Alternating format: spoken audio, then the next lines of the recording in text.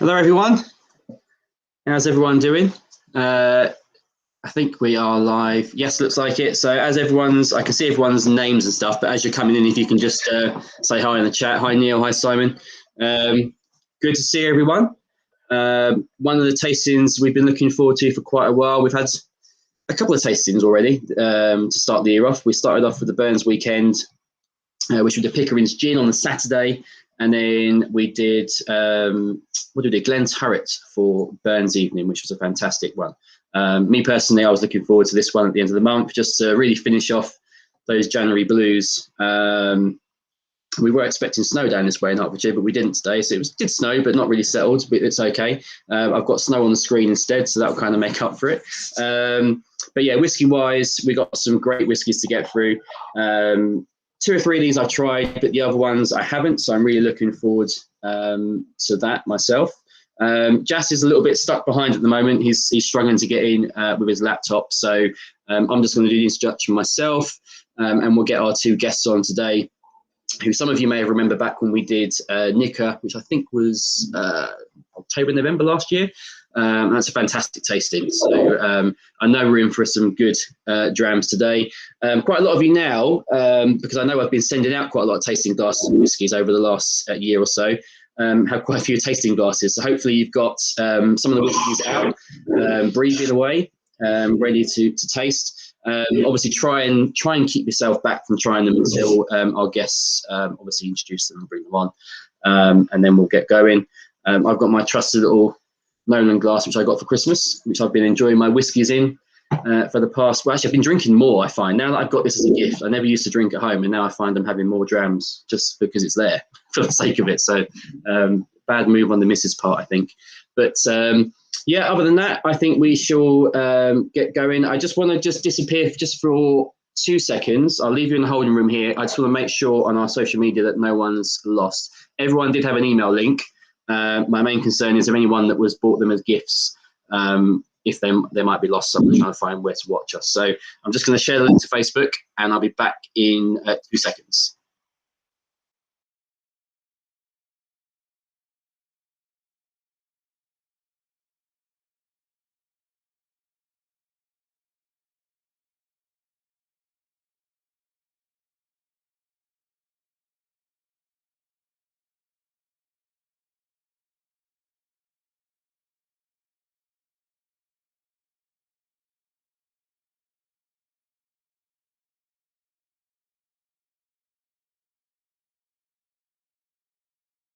Cool. I'm back, everyone. So let's get going. I know Simon and Jas at the moment, so again, it's fine. I'll bring him on as soon as he's got himself sorted, but we can get going because I know everyone's desperate to get some whiskies. I think everyone's on looking at numbers. We've got a few people in the same house, haven't we? 1, 2, 6, 7. Yes, so I think we're all here, good to go. So tonight we have Stephanie and Nathan, and they are basically the brand ambassadors for all these products you're going to see today. They got a plethora of knowledge, so they're going to give you maybe a slightly condensed version, because I'm sure they could go on for hours on each of these products. But remember, any questions, guys? This is what the tasting is about. You know, I know some of you as well that have had some of the ones we're going to try today. But it's all about the knowledge. It's about learning what's behind them, potentially what the distilleries are made up of, the sort of the heritage, and also what is more to expect from them. So any questions you do have, by all means, just drop them in the box. I'll obviously draw their attention to it if anything's missed off, but they can see the chat as well. And let's have a great evening. So without further ado, let's bring in Stephanie and Nathan. Hello. Hey guys, how you doing? Yeah, good. So it's another exciting evening of whiskey ahead. Yeah, and a little bit of, I think, travelling as well, since we can't go anywhere right now. We're skipping around the world. Yeah. How long ago was that Nika one? So I can't remember now. I was just trying to remember in my head. Was that November or October? I think it was November, because I was in Isla and only went out. You're in Isla? Yeah, which was amazing with the signal and everything, yes. I know, back home now. So, never mind. How's it feel being back now then, away? Do you miss it? Yeah, I think being able to just go out and walk and not see, other people, it's just a bit easier to get out. Whereas here in Hackney, it's absolutely rammed the streets all the time, and really, yeah, it just feels a bit like, oh, I want to go to the park and have a walk, but it just doesn't feel very safe. So trying to do it when it rains. Like the kind of lockdown, does it? Yeah, not compared to like how this is a national lockdown, the same as it was at the very start. And when you drive around, it's traffic everywhere, so it is a little bit weird. Super different, yeah, exactly. And just people, people in the park seem to have like plastic pint glasses and wondering like it's a festival. So yeah. So pubs are supposed to be closed as well. Yeah. So where are you getting this from? God, I know. I can imagine people slipping, hip flasks around, but yeah, plastic pint glasses is not a good thing. Hip glasses is me, and I think that's reasonable. But plastic pint glasses, no. So yeah, so just a bit difficult because then you're like, well, you're kind of now stuck in the house. But yeah, missing Isla, it was fantastic. So. Cool. All right, so let's get going. I just to remind the guys, so you've got obviously all your bottles there.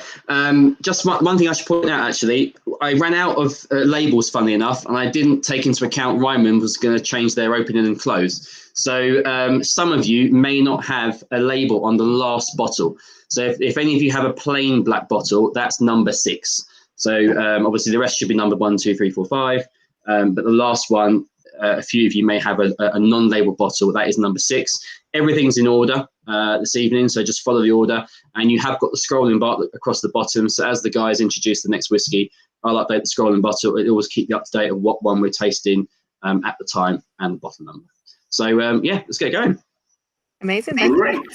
Amazing. So yeah, thank you for joining us again on this Saturday night. Now, as we said, we're part of a company called Specialty Brands. So we import all of the fantastic whiskies that we're going to taste this evening, along with a plethora of other rums, agave spirits, cognacs. And the really nice thing about our whiskey portfolio is that we can do a true kind of world whiskey tasting. So today we're going to look at 6 different whiskies from 6 different brands from 6 completely different countries. And we're going to talk a little bit about the history of production in all of these places, a little bit about the brand, and then kind of what stylistically these countries would make their whiskey and how the styles of whiskey would be made. So we're going to start off in Ireland with a whiskey called Drumshanbo. Now, we're not going to have to debate about who did it first, Scotland or Ireland. What we will say is the Irish wrote it down first, but the Scots were probably also doing it. So there's no bad blood here. We've got a fantastic single pot still whiskey from Ireland. Now, this is a brand called Drumshanbo. Now, Drumshanbo is it's the first single pot still Irish whiskey to come out of County Connacht in about 110 years. Steph's got the bottle there, so you can see it. It's a really nice kind of traditional looking dumpy bottle. And what's really interesting about this whiskey is that it's a style of whiskey that is unique to Ireland. So this kind of whiskey cannot be made anywhere else in the world. It's its own geographical indicator in Ireland. And what makes this whiskey slightly different to your single malts from Scotland or from elsewhere in the world is the fact that it's made with malted and unmalted barley. So I know that you're really eager to kind of get your noses into the glass and give it a taste. So give it a little smell, give it a little taste now, and we'll go through a little bit about how the brand started as well. And my favourite bit, Nathan, is getting it out of the box. Oh yeah, go on. Do you want to do the bottle? Yeah, I struggled with that earlier when I was trying to bottle them. When I first got it, I was like, oh my God, is there a thing I'm supposed to get my nails under and try and like pull it out? But no, if you get it, just basically, you just pull the bottle out and it opens up like a trap door, and it's just the most... It just pleases me so much every time. I don't know why. It seems really trivial that I had problems with that now. I did the same. I was twice for ages trying to sort of scrabble away and pull apart other bits, and then just thought I'm just going to pull it. And that's if you get one, you get one of the. I'm desperate to get into the drams for that. Actually, sorry. No, it's okay. No worries. So yeah, this is it's a whiskey that's made out in kind of the central western, kind of northern central bit of the Republic of Ireland. So it's in County Connacht, and it's a tiny little town kind of off the beaten track called Drumshanbo. Now, the guy behind it is a guy you might not have heard of. It's a guy called PJ Rigney. You might not know the guy, but you'll definitely know his products. So he is pretty much solely responsible for Bailey's. He invented Sheridan's liqueur. If you've still seen that in any weird off license or anything, the dual pour kind of vanilla chocolate liqueur. And then he was involved with a few different Irish products like Clontarf whiskey as well. Now, in 2013, he went to this little town called Drumshanbo, and he took over an old jam factory and decided he was going to make a distillery called the Shed Distillery, and they were going to make very, very unique individual products that reminded PJ of his travels around the world. So they've got a few different lines. There's one called Drumshambo Gunpowder Gin. You might have seen it. It's in a blue sort of round bottle, really beautiful gin. Excellent kind of botanical blends brought into that. But then they've also got their Drumshambo single pot still Irish whiskey. So this is one of the newest products that we brought into our portfolio. We've been looking for an Irish whiskey for ages, and we recently brought in Waterford, which is a single malt made down in Waterford on the other side of Ireland. And then Drumshambo was one that we were really interested in because of this kind of single pot still characteristic. So this uniquely Irish style of making whiskey. So the reason that the Irish make this style of whiskey, pure pot still, single pot still, is because of all the taxation that the king put on malted barley during the kind of 17 and 1800s. So Ireland was an absolutely enormous distilling operation throughout the 17th, 18th, and 19th centuries, way more popular than Scotch whiskey at the time. And the government and the king obviously wanted a little bit of that sweet, sweet tax money. So he decided he was going to tax the main ingredient that's used in beer making, and obviously in whiskey production, which was the malted barley. Now, the Irish weren't particularly happy about this. So they decided to get around this law. They were going to start using a little bit of unmalted barley in the whiskey. And they were also going to start allowing the distillers to add other grains in there too. So if we look at single pot still versus kind of single malt, the single is the same. Single means one distillery. So as long as it comes from one distillery, it can be called a single malt or a single pot still. Now, when we're talking about distillation, it's also the same thing. It has to be distilled in pot stills, whether that be double distilled or triple distilled. Scotland also do triple distilled, and Ireland also have some double distilled pot stills as well. Now, the key difference here is that in a single malt, you have to use 100% malted barley. No other grains are allowed at all. Otherwise, you're making something that's grain whiskey. It doesn't matter if it's in a pot still, it's not a single malt. Whereas the Irish pot still whiskey, you have to have malted barley, unmalted barley, and then you can have up to 5% of another grain. Now, this whiskey uses barra oats, so really kind of rich, malty, really kind of in a texture of these barra oats, they give you almost kind of a milky flavor and consistency in the whiskey. So for me, this kind of combination of unmalted barley, the oats, and malted barley, we're getting three very, very different flavor characteristics. Malted barley, it gives us that kind of chocolatey porter note. Unmalted barley is much more green. It's much more grassy. Barley is essentially a grass. So you're going to get a lot more of that kind of citrus flavor. And then the oats, I think, kind of act like the bridge between the two. They give us this really, really rich texture, this rich creamy note, and it adds that unique flavor to this style of whiskey. So Drumshambo is a triple distilled Irish whiskey, so it's quite traditional in that sense. Like we said, it's malted and unmalted barley, using Irish barra oats as well. And then it's aged in a combination of Kentucky first fill bourbon barrels and also Oloroso sherry casks as well. So only first fill. And all of the whiskey that they've released at the moment, this is their second release. They did one inaugural release that came out but this time slightly later than this last year, so kind of mid 2020. And that was 12,000 bottles. But now this ongoing release is a minimum 5 years old. And for me, the flavors are, it's that distinctly kind of pot still flavor. So if anyone's tried Redbreast or Green Spot or anything like that, you'll notice this kind of chocolatey, fruity note, but also lots and lots of tropical flavors coming through with that really kind of rich, sort of cereal grainy texture on the palate as well. Just one second, Nathan. I'm gonna, just so you know, I'm going to drop out so I can bring your screen share in because I can't bring in more than that. So give me 2 seconds, I'll bring it in for you. No problem at all. We've got Simon actually saying it smells bananas, and I think I'm with you, Simon. It's like banana porridge because I always get a bit of a porridgey note coming from this one because of the oats. Yeah, totally. I think bananas for me, it's something that I find in a lot of, you know, everything that's malted. You go into a fermentation room in a distillery, and it's like, okay, cool, yeah, foam bananas. That's just one of those characteristic flavors, and it's then really accentuated, I think, with the American oak as well. So that's going to bring in all of those kind of tropical flavors and all of those kind of really almost kind of waxy banana-y characteristics as well. So I've got my screen share up here now. So if anyone, I wonder if you can make it bigger than me. I seem to be massive for some reason. think it depends on, right. So if you can see it, you'll see Drumshambo is kind of smack bang in the middle, but north of the island. So the reason they chose this location was obviously it's not close to any of the big cities. It's kind of in the middle of nowhere. So they like to call this the road less traveled. And it was also where PJ's father and mother met. So there is this kind of, romantic connection to this place. But because it's not a built up area, lots of really good water, lots of clean, fresh air. I mean, there's a lot of space for expansion as well. So a really, really interesting single pot still whiskey. And we're going to try a different style of whiskey from lots of different countries. But there's 4 single malts, 1 bourbon. This is a unique single pot still whiskey from Ireland.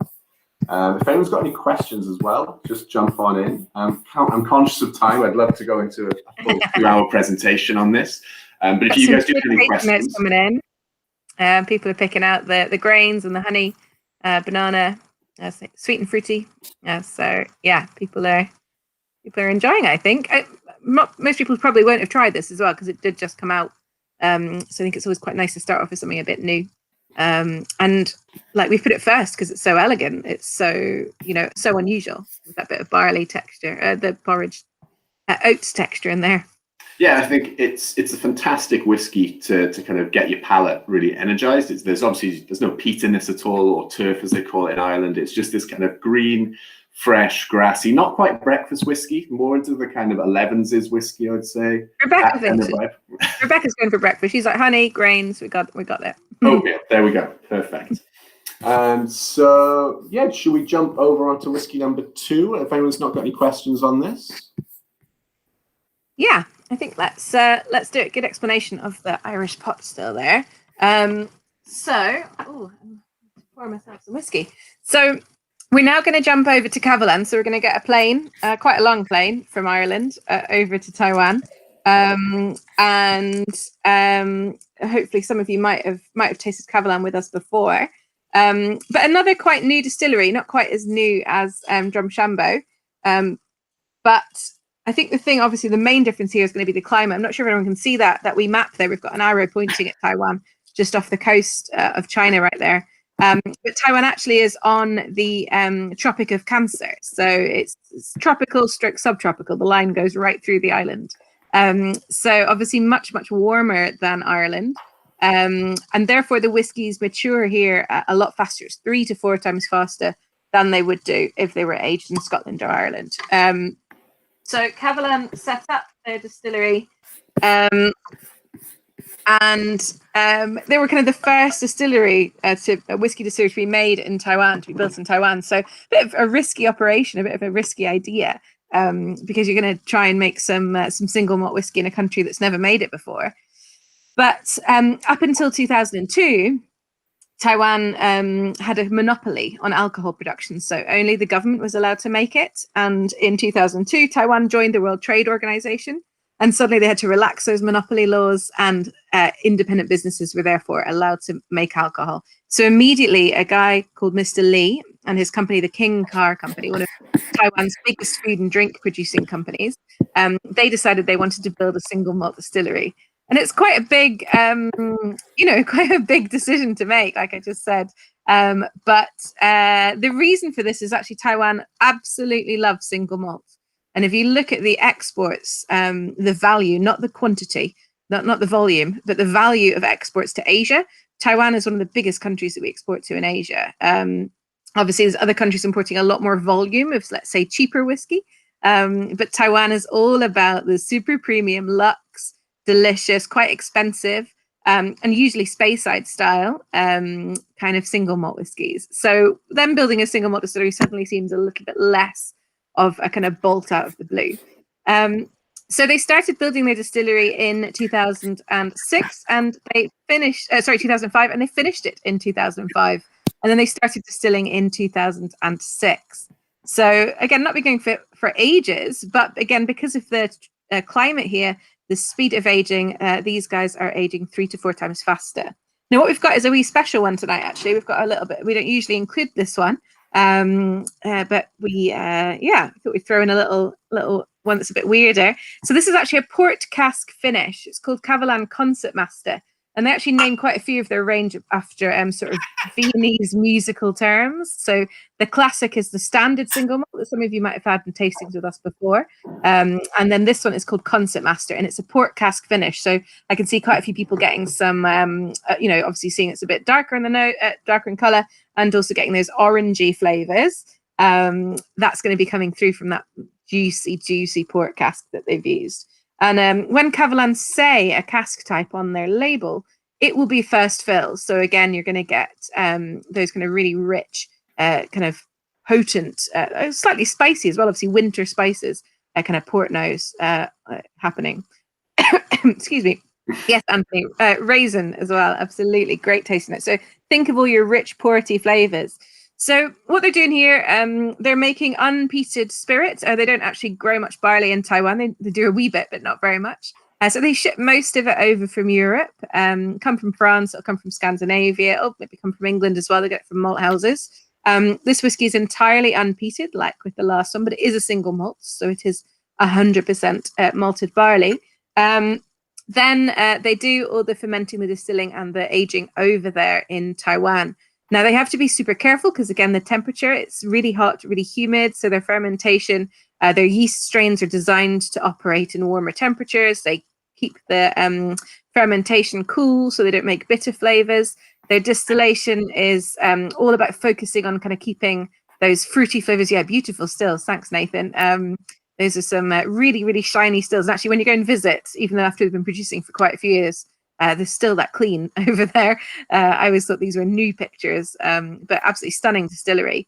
And yes, and then they put the whiskey into lots of same spirit. They make the same spirit every time, not like Japan, which we'll get to later. And they then age that in lots and lots of different cask types. And initially, this was just experimentation. They're a new distillery making whiskey in a country that's never made whiskey before. So they buy all the cask types that they can and see what works. And the vast majority are going into kind of, obviously American oak ex-bourbon, but they're also getting American oak sherry casks as well, and then port casks. Now, I didn't say which port casks we use. This is actually, because it's a finish, it's a combination. They're using some ruby and some tawny in here, and it's just a short finish because, again, everything's happening 3 to 4 times faster. So it doesn't go really long. So this is aged first in majority kind of ex-bourbon, some ex-sherry as well, but some refill casks as well. So it's not too heavy on the kind of oakiness. And then the port cask is first fill. So just going straight in there. Georgina's got some chocolate orange. That sounds like a great idea. I feel disappointed now that I don't. I did not prepare myself with any. So obviously lots of flavor here. We are going to be losing that green unmalted barley flavor that we had in the last whiskey, of course, because it's not an Irish pot still, and it's also not got any oats in it. So it is going to be very much focusing on those malted barley flavors, as Nathan mentioned, much more savory, much more kind of nutty, and then we're getting all those port cask action happening as well. All right, so it is 40% ABV. Did we mention Drumshanbo? Oh, I think it's written on the thing along the bottom, isn't it? Thank you for forgetful people like me. Right, I just talked without breathing for a long time, so having a little sip. Oh yeah, juicy, isn't it? Really rich, and yeah, absolutely right with those chocolate orange, but again, so sort of plum and prune notes coming through. Definitely raisin action. There's also kind of a head like marzipan kind of heading towards that kind of note. And I think you get that again with sort of some stone fruits. So that kind of, almondy kind of flavor as well. So lots happening here. I'm excited about what's happening with the chocolate. So yes, it will really affect the chocolate. Both it and the chocolate will taste different before and after this. So the interesting thing about Kavalan, obviously aging in Taiwan, and we're going to come across this later when we go to another country, is, like I say, what we call the tropical aging, that speed of aging. But of course, what's happening at the same time is the angel share. I'm sure you all know, but it's 1.5% to 2% on average a year in Scotland that evaporates and disappears to the angels. And the cask sort of gets emptier and emptier and emptier as years go on.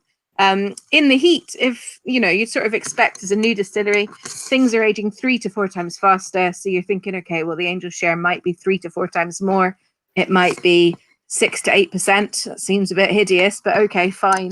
And then Kavalan starts up, and after a couple of years, they're like, the Angel share is 12 to 16%. What have we done to anger the gods here? This is a nightmare.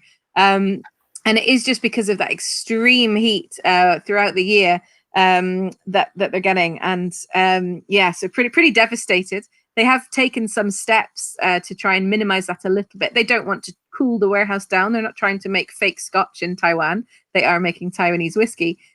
So what they do is the kind of revolutionary idea of opening the windows at night to cool it down a little bit.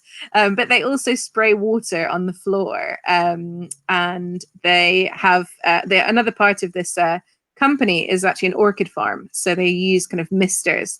And if they increase the humidity in the warehouse, that actually decreases a little bit the evaporation. So they're now operating on a kind of 10 to 12% per year Angel share. It's still more than they'd like. They would like to hit 8% if they can.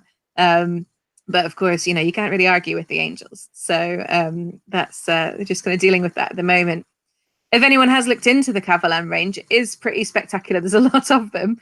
And if you really want to ever geek out about cask types, there's a range called the Solist range, which are single cask strength bottlings. But they do a really wide range of different cask types, and they're all aged in first fill casks, no finishes, just aged in those first fill casks. And so if you really want to experiment the difference between Manzanilla sherry aged whiskey, Fino sherry aged whiskey, Oloroso, Moscatel, Amontillado, Pedro Jimenez aged whiskey, you can. They've got some port casks. They've got ex-bourbon as well. So there's all kinds of things. And they were actually awarded Best Single Malt in the World in 2015 for one aged in a wine cask.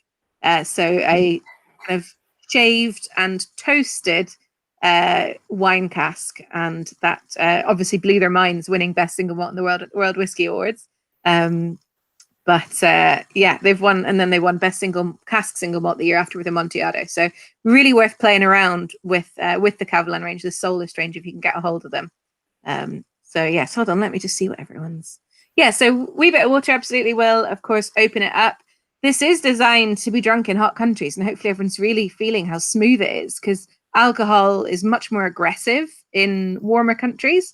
So if they're deciding if something's smooth enough over there in a boiling hot country, and bottling it then when it's smooth for them, if we get it over here in a cold country, it almost feels quite closed initially. So a little bit of water or a little bit of kind of swirling it around, warming it up, letting it sit in the palate for a little while will definitely help open it up. And like I say, becomes juicier and juicier as you go on.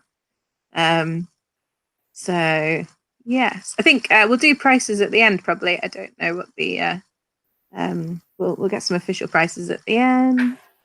And yes, they do age much quicker. I think it's still not quite a balance. People are saying, it ages much quicker, so it balances the loss of the Angels. I think it would if it was fair. If it was 8%, it would balance it out for the speed of aging. But coming in at more than that, then it's a little bit difficult. Okay, so really an incredible distillery, and if we ever do get to Taiwan again, strong recommend to go and visit. It is free. You can just stroll in, and the sort of visitor center is spectacular. You can see a picture of it there. I always joke it's classic Taiwanese architecture.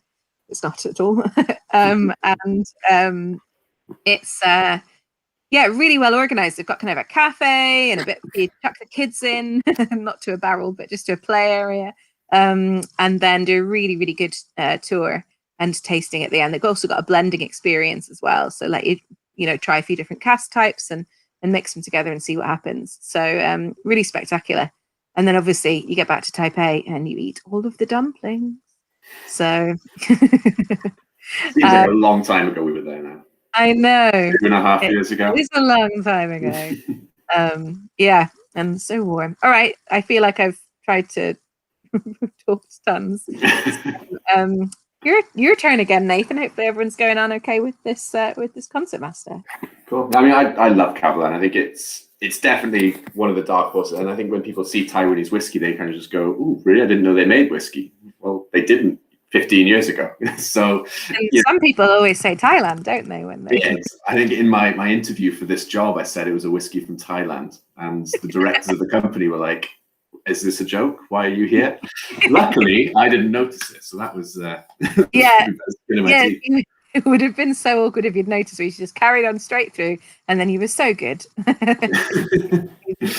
It's the Cavern range, like you said, it's vast, and if anyone is kind of, I was a little bit not shocked, but I was kind of like, why are they doing so many different cask finishes? Like what? Well, not finishes, cask maturations. And the honest answer is because they had no other choice. They make one type of distillate, and then they need to create a range of whiskey, which in Scotland is quite easy. You've got type of cask and length of aging as your variables. So you have a 15, a 21, a 26, a 30, a 60-year-old that gets sent to Taiwan exclusively, etc., etc. But in Taiwan, that would look like 4 years, 4 years, 9 months, 5 years, 4 months. So they needed to just use all these different cask types to create a range of whiskies. And, they're still flying blind a little bit. They were the first distillery in Taiwan, so they don't know whether the whiskeys are going to be delicious at 18 years old or whether there's going to be anything in the cask left after 20. So Kavalan's really exciting because you're kind of constantly waiting to see what happens next. There was a 13-year-old virgin cask that got released last year, and we were like, it's not going to be very good. And you tasted it, right, Steph? You said it was delicious. Yeah, I did a tasting with it. I did the launch, and it was just blew my mind because, again, I'm talking to everyone about you always balance out, the aging versus the spirit characteristic. Kavalan makes quite a light, fruity spirit, so you don't want things that are super old. Of course, virgin American oak casks, they're really energetic. They're giving you a lot of flavor. So, Kavalan obviously always want to bottle those quite young.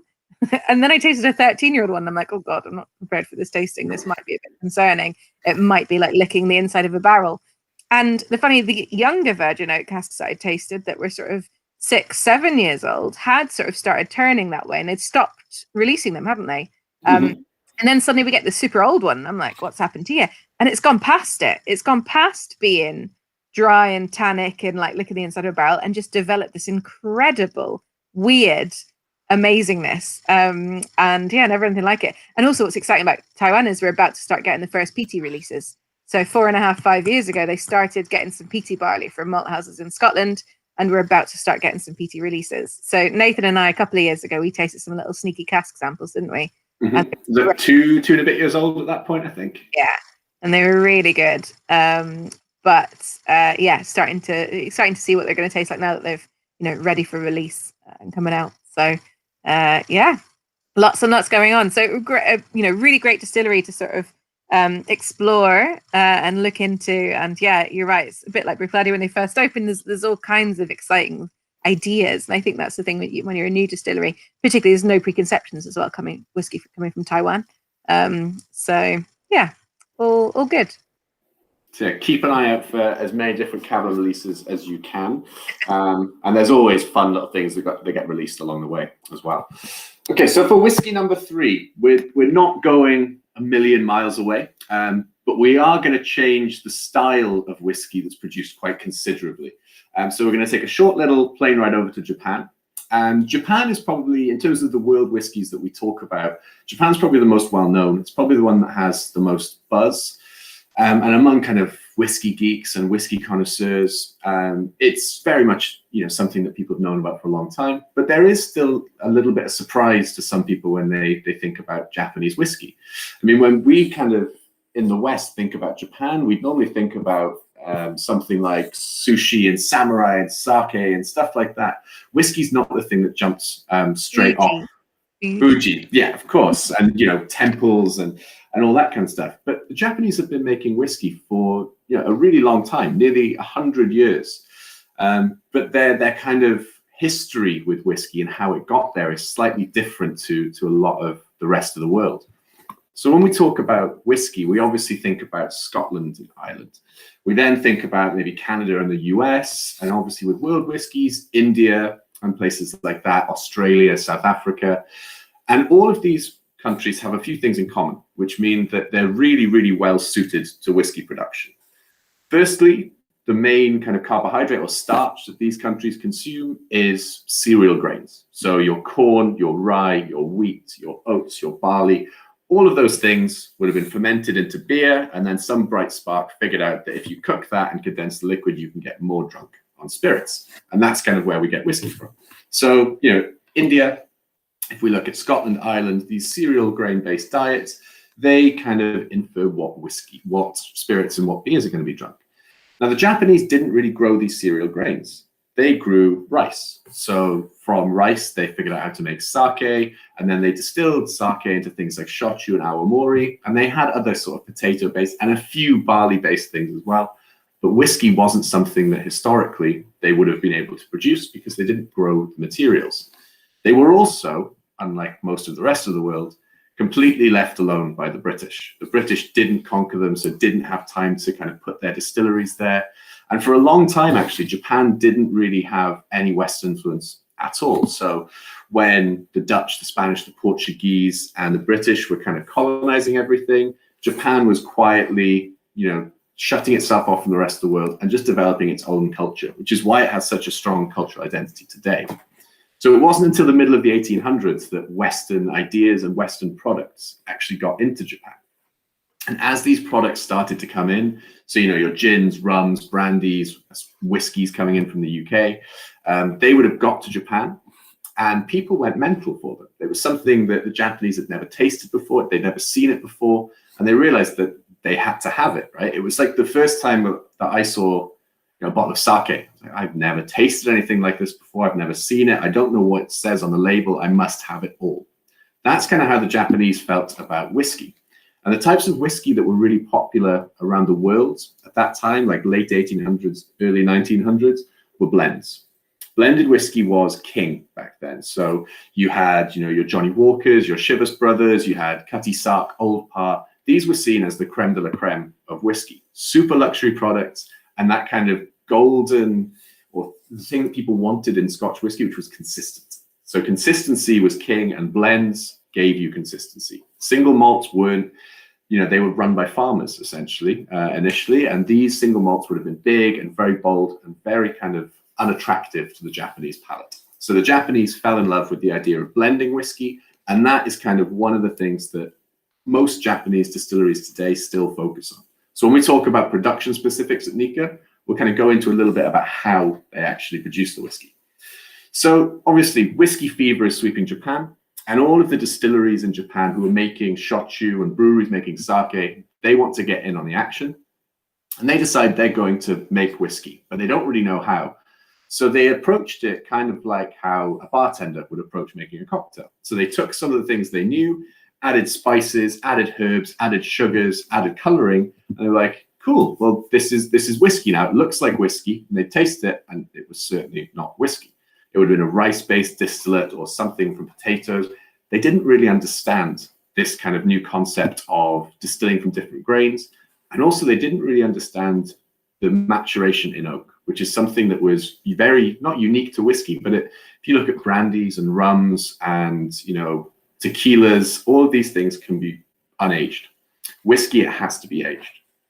So after a couple of decades of them trying to make whiskey, they eventually realized that the only way to learn was to send someone to Scotland to actually learn how to produce the whiskey.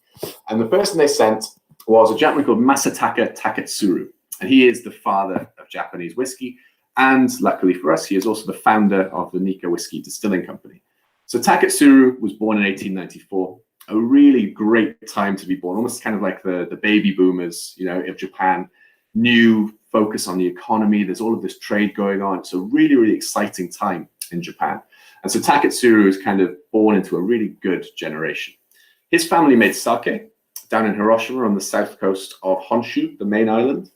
And he was so kind of involved in the brewery at the start, he was actually in line to take it over. So he moved out to technical college in Osaka and learned all about fermentation, but he also started to get a real interest in these Western products. Sake was old hat, it was boring, he'd been drinking that for years. He wanted something new, and he wanted to learn how to make Scotch whiskey. So he eventually got a job at a company which agreed to send him to Scotland. And in 1918, he traveled all the way across the Pacific, all the way across the US, all the way across the Atlantic, and finally to Scotland, where he learned how to make whiskey. So he enrolled at Glasgow University, And then he worked at 3 separate distilleries, Longmorn up in Speyside, Bowness down kind of just between Edinburgh and Glasgow. And then he went across to Springbank and Hazelburn, where he distilled for 5 months, and he learned all about blending there as well. And during all this time, so studying, working, managed to fall in love with a Scottish lady named Rita. They got married against the wishes of all the family, and then he brought all of this knowledge back to Japan with him. And this is kind of, you know, without Taketsuru, I'm sure there would have been whiskey in Japan, but it would have been a very different style of whiskey to what's there today. So the Nikka Whiskey Company, it wasn't the first whiskey company that was set up in Japan. I mean, I feel like the elephant in the room whenever we do this tasting is mentioning the S word, which is Suntory. Now, Suntory was actually started by a guy called Shinjiro Tori, and Taketsuru was the first master distiller at the Yamazaki distillery. So for 10 years, Taketsuru worked with Suntory, and basically the owner of Suntory and Taketsuru, they didn't see eye to eye on the style of whiskey they wanted to produce. They went their separate ways, quite literally to the other ends of Japan, and Taketsuru set up his first distillery called Yoichi. If anyone was here for the Nikka tasting we did, that was one of the single malts we tried. And Yoichi produces a really big, bold, oily, powerful single malt with lots of maritime influence. Now that's great. It produces that style of whiskey, and all of the whiskey that comes out of that distillery is going to have that slightly kind of oily, peaty note. It doesn't matter how they try and mitigate that, they're always going to get, based on how they distill, a little bit of that kind of salty, seaweed, briny note in the whiskey. So Taketsuru realized he needed another distillery to produce even more flavors so that he could blend. Now, this was kind of the key difference. In Japan, they wanted to create as many different flavors of whiskey as possible so they could blend them together. So the whiskey number 3 that we've got is Taketsuru's second single malt distillery, Miyagi Kyo. Now, the difference between a single malt from Japan and a single malt from, say, Scotland, they're all single malts, right? So they all follow the same laws. But like we said, in Scotland, each distillery is trying to be consistent. So you want Lagavulin to taste like Lagavulin every time. You want Talisker to taste like Talisker. You want Ardbeg to always taste like Ardbeg. 3 peaty whiskies. I was struggling to find a space out there. Glenfiddich. So these distilleries, they will make choices in their production methods, which mean that they produce a consistent product. So the malting level, they will always use the same level of peat to get the same flavor of whiskey. They will ferment using the same yeasts in the same wash bags for the same amount of time. They'll distill in a very certain way. And then what they end up with off the still is that DNA, right? So the Lagavulin DNA you'll find going throughout all of the range. Now, if you're a blender in Scotland, that's great because you take a little bit of this one, a little bit of this one, a little bit of this one, some of that, blend it together, and you've got 150 or so distilleries at your disposal. I feel like their blend's not going to contain Lagavulin, Talisker, and Ardbeg. No, probably not. You're really like, what have we done? So the idea that Taketsuru brought back was that he'd learned how to produce different styles of single malt and grain whiskey at the 3 distilleries that he'd worked at. So he knew that if he changed some of these parameters, he would be able to actually change the flavor of the whiskey. So when we say single malt from a distillery like Miyagi Kyo or Yoichi, yes, it's a single malt because it's from one distillery using malted barley, distilled on a pot still, and aged for a minimum of 3 years. But that's where the similarities stop. So they are changing the peat level in the barley at Nikka. There's 4 different levels of peat, so we can have 4 different distinct single malt whiskies.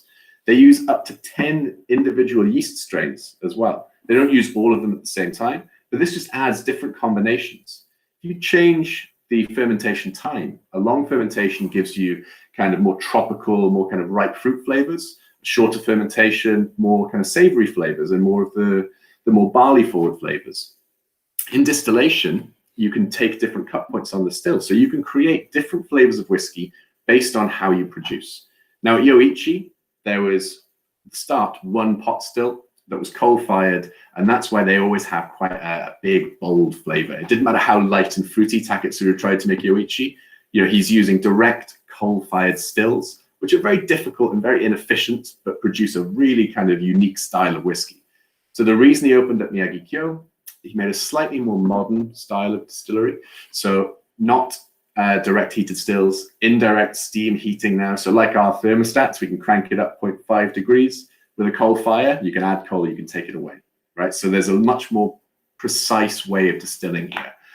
So with these two distilleries, they make lots of different styles of whiskey, and then they blend those into lots of different blends. Now, the single malts are also approached with a blending perspective. So there'll be different styles of whiskey that are inside this single malt. So at Miyagi-Kyo, they have kind of 3 flavor kind of ranges they blend to. So they have one that's called sherry and sweet, and that'll be kind of like a big recipe of mostly sherry casks. That'll be light and fruity distillates. They've then got one called woody and vanillic. So that'll be mostly bourbon casks, but a bit more kind of a bit more of a robust spirit coming through. And then they've also got one called malty and soft. So that's going to be a lot of reused casks, not that much wood influence, and a really kind of soft, light, and fruity distillate. So these are the flavors that are then blended together into what we're drinking now.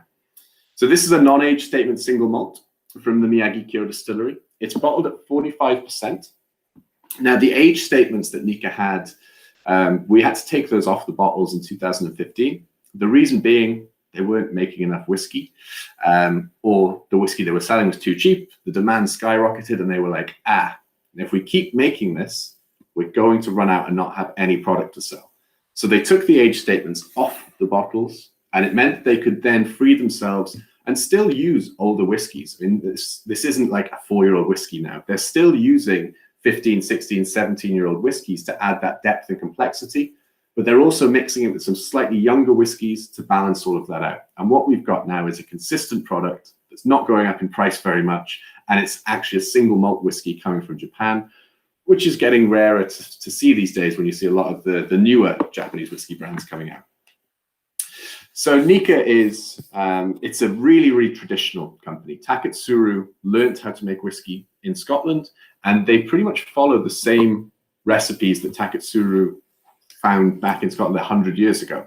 So Nika is very, very traditional in its types of casks. So they only use American oak, so they'll use refill, remade, recharred ex-bourbon barrels, and also a little bit of virgin oak. And they'll also have Oloroso and PX. You won't find any Mizunara in Nika. Mizunara is something that you might see quite a lot in Suntory or some other whiskies, and it's a Japanese oak that adds a very perfumed cedarwood, sandalwood note to the whiskey. That was certainly not available in Scotland in the early 1900s, so Taketsuru decided not to use it at all. So Miyagi-Kyo focuses predominantly on that kind of sherry, sweet, fruity characteristic.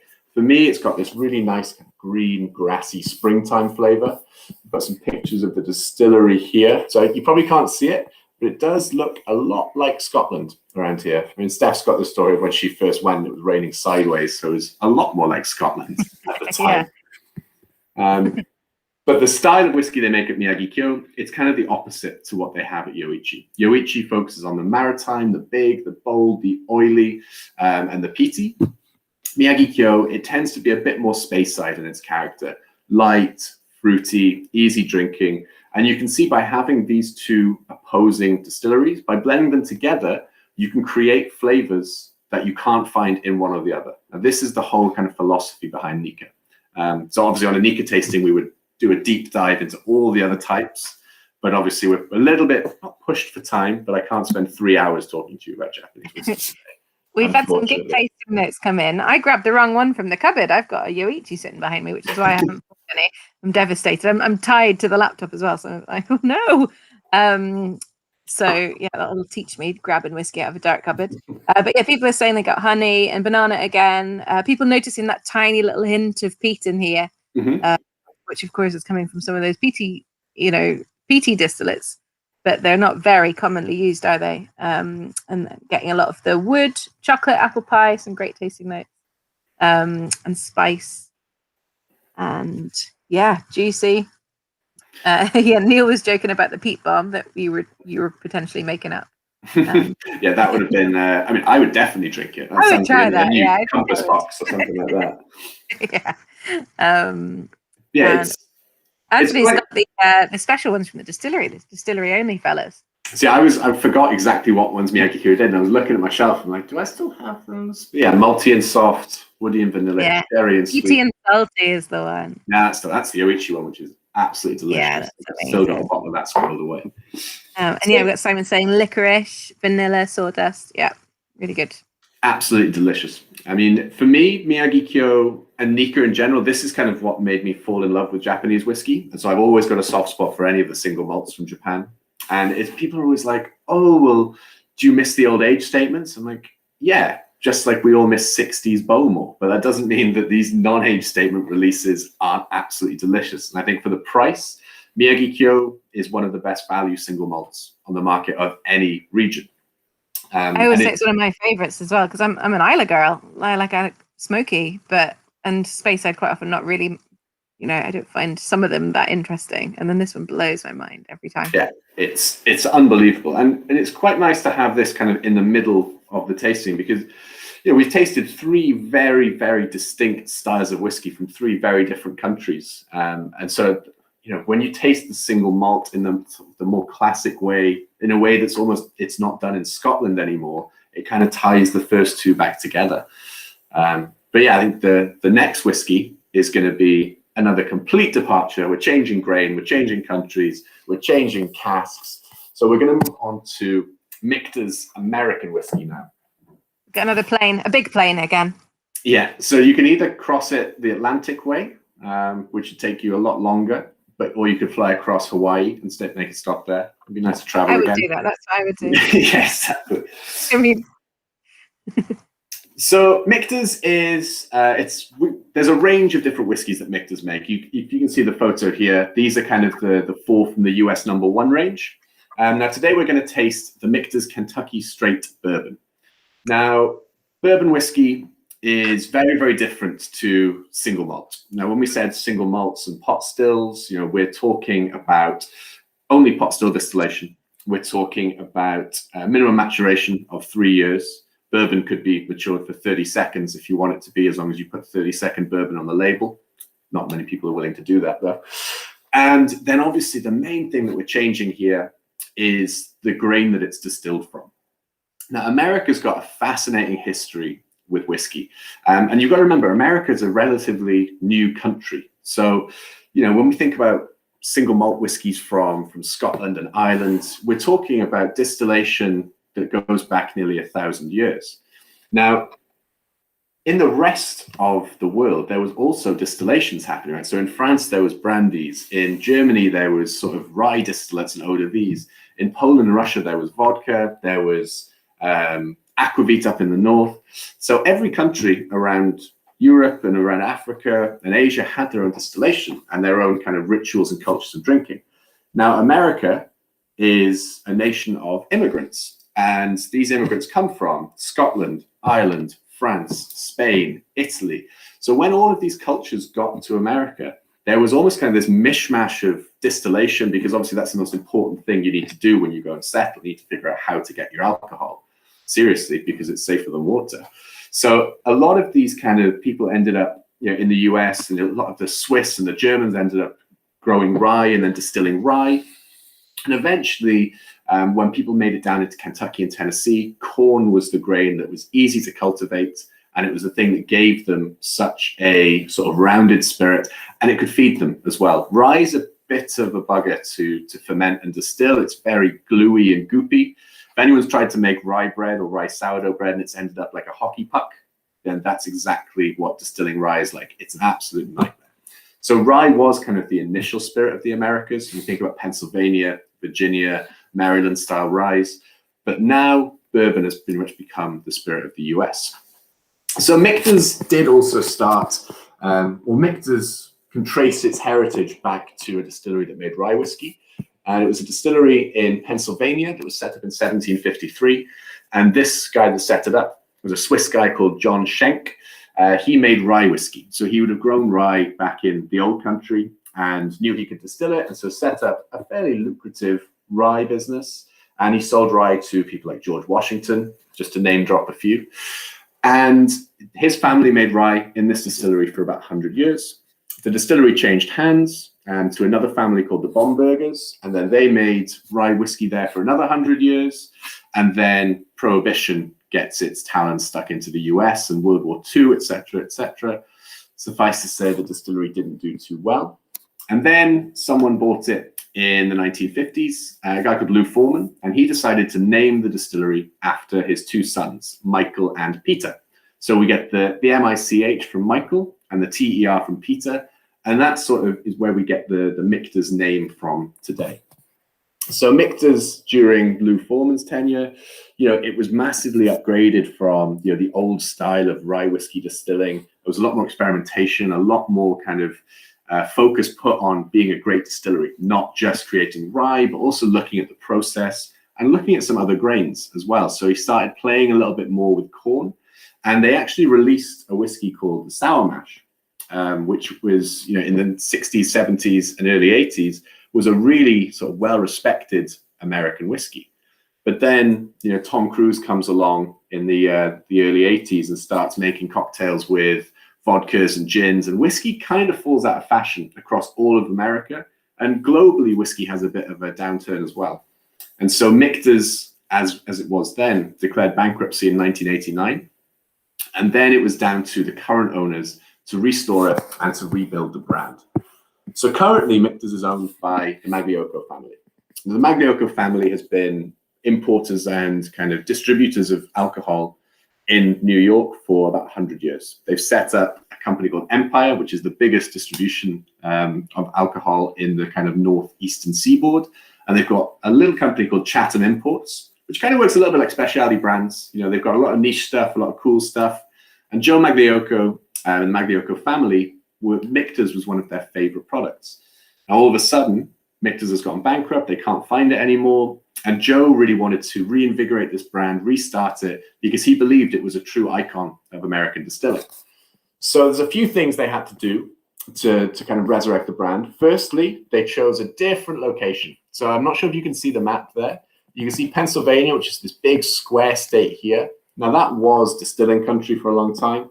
But these days, when we think of bourbon, we think about Kentucky, we think about Tennessee, we think about that kind of, southern part of the US. Not quite the deep south, not quite Alabama and Georgia, but just north of that. So Michter's decided to move its operations down to Kentucky. That way they could attract the best talent. They would have the best water source. Kentucky and Tennessee sit on this amazing limestone shelf, which filters the water. And also they had all of the resources they needed. Good access to the grain, lots of coopers in the area. Vendome were there to build the stills. So this was very much a logistical decision. But then they needed to actually start the brand. So whiskey, like we said, is not like gins and rums and vodkas, where you can kind of have spirit ready to go in a couple of weeks and you can start selling it. But whiskey, it takes that sort of long time to mature in barrel, and it doesn't just take 3 years. It normally takes a lot longer than that. So Michter's had to be smart about this, and they decided they were going to do or create their whiskey in 3 phases. Now, phase 1, it's the mid-90s now, and the whiskey industry is not really doing much. So Joe Magliocco and his kind of mentor, there's a guy called Richard Newman. They went around to all of the distilleries in Kentucky, and they were asking to buy old, delicious stock. And these distilleries were selling up. They were like, yeah, of course, take this Stitzel Weller from the 80s. Take all of this delicious wild turkey. Take all of this stuff. For basically pennies on the dollar, because they just wanted to get rid of it. So Michter's started bottling this under their name, and that was phase 1. So that was how they started to get the name back out there. They acted like an independent bottler. Phase 2, we're still kind of in the late 90s, early 2000s at this point. American whiskey still wasn't doing great. So a lot of distilleries weren't operating at full capacity.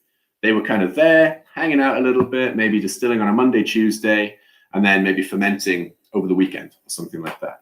So Michter's took their team, they took their barrels, they took their recipes and their ingredients, and they'd go and distill in these unused distilleries. So all of the liquids that's in the US #1 range is from that phase there. So it is all Michter's, but it just wasn't made at the Michter's distillery. So kind of like, a guest chef or something like that, cooking in someone else's kitchen.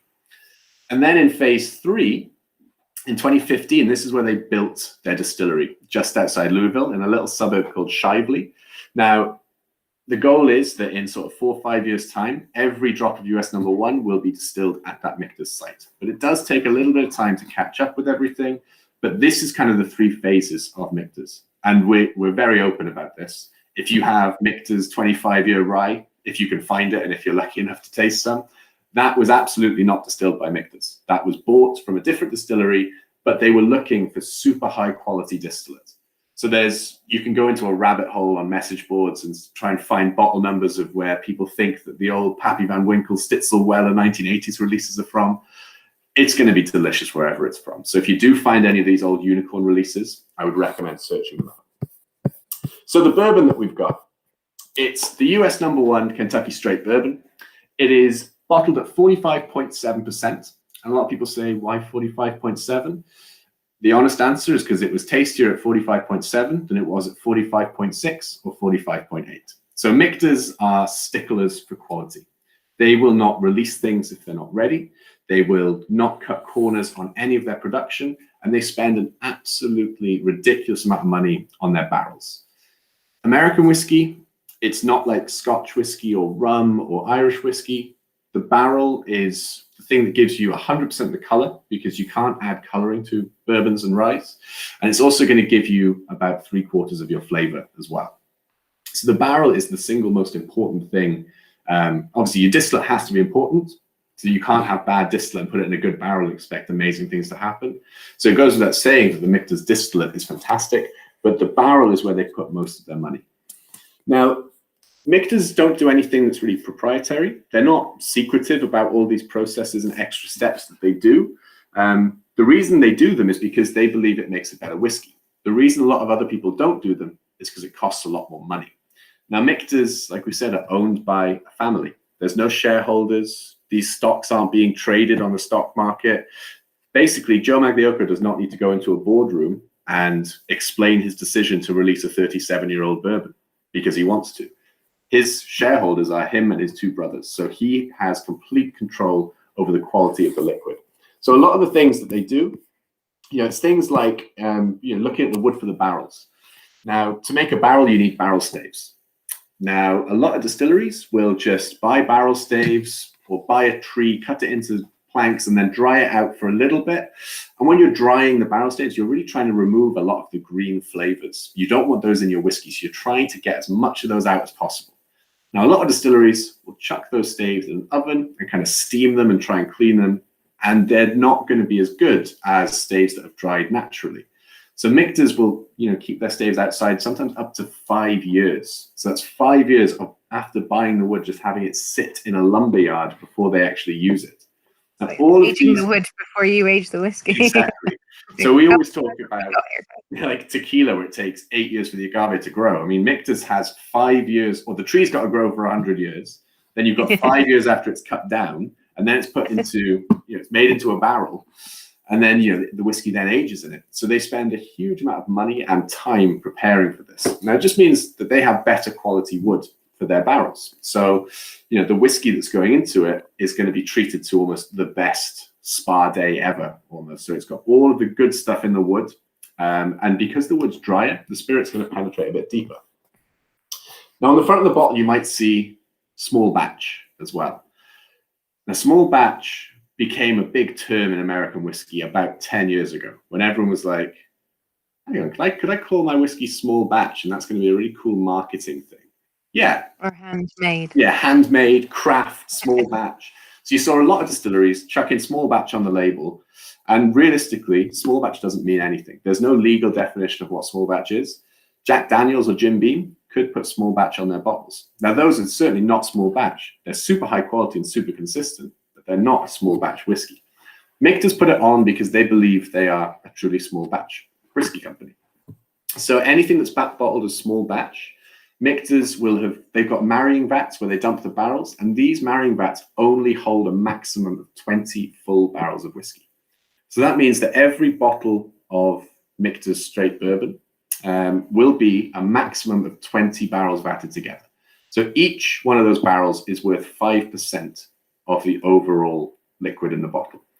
The reason they do this is because they can't afford to have bad barrels in that batch. It's a way of kind of making sure that their consistency and their quality is always up. Because if you put one bad barrel, it's doing something a little funky, it's got a little bit green, it's a little bit too metallic or something like that, it's going to spoil the whole batch. So that barrel will often either get put back in the warehouse, and that might become a 10-year-old release somewhere down the line, or they'll just put it back and leave it for a little bit longer and try blending it back in another time.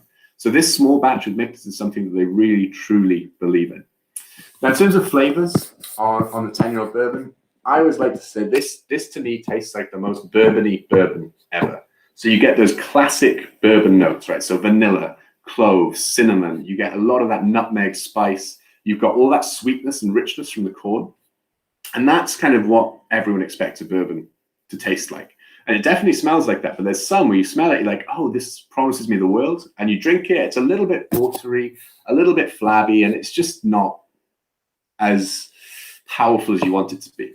Whereas Michter's, because of all these little things with the barrel, because of the small batch, and because of kind of one really geeky thing that I love talking about, which is the barrel entry proof, you end up with something that's really, really round, really rich, really buttery, but also has this kind of concentrated wood sugar flavor in it. Now, Michter's put their whiskey into the barrel it's basically the lowest ABV of any distillery of scale. Now, they put their whiskey into the barrel at 51.5%. The legal minimum is 50%, so you can't go into the barrel at 49.1%. You have to go in above 50, but you can't go into the barrel any higher than 62.5. Now, in Kentucky, when we're aging, there's less water in the air than there is in Scotland. So during the angel share, the whiskey is what evaporates, or the water is what evaporates first, so the ABV in the barrel goes up. So if you go into a barrel at 62.5%, so if you look at something like George T. Stagg, you might come out of the barrel after 10 years at, say, 75, 76%. Now, that's great if you're a big company and you want to basically maximize the amount of whiskey you get. So you basically made yourself fruit cordial, like Ribena whiskey here. You can add a lot of water to that, and then it goes into the bottles, you've diluted it down, and you've basically given yourself a concentrated whiskey that you've added a lot of this water that's never been in contact with this whiskey before. With Michter's, they go in at 51.5, which means after sort of 5, 6, 7 years of aging, they're probably coming out of the cask at about 56, 57. I think I've seen like a 58 or 59 single barrel rye before, which means that they have to add a teeny tiny amount of water into the bottle. So more of the whiskey that's inside this bottle of Michter's has been in contact with the cask and aging and pulling out all of those wood sugars. Now, there's some fascinating things that happen during the maturation process, which we absolutely can go into on a Michter's tasting, but very conscious of time here. So I'm going to hand back over to Steph, who's going to talk a little bit about Amrit. But if you do have any questions on Michter's... But I think just there's a couple of questions, but I think also, the point obviously about, you water it down more as it comes out the still, you're making more volume. So you have to buy more barrels for aging. And so, you've distilled the same quantity of liquid as your neighbor, but your neighbor ages at a high ABV, so it buys 10 barrels, let's say. Because you've watered it down tons more, you have to buy 15 barrels. And so that's part of the cost. But we had a great question from Anthony about keeping the costs low. I think, obviously American whiskies quite often are a bit cheaper. I don't know if you're comparing to Scotch single malts potentially when the barrels are single use. There's a couple of reasons. I mean, corn, firstly, pretty cheap, much cheaper than malted barley. So that's part of it. Then the other kind of main thing, obviously, is you resell the barrels on after.